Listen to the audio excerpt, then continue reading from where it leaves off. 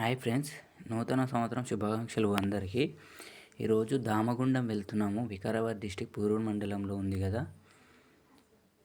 అక్కడ ఈ Damagundam ఫారెస్ట్లోనే navy rider station కూడా ఏర్పాటు చేస్తున్నారు సెంట్రల్ గవర్నమెంట్ వాళ్ళు. ఈ టెంపుల్ 200 సంవత్సరాల నాటిదంట.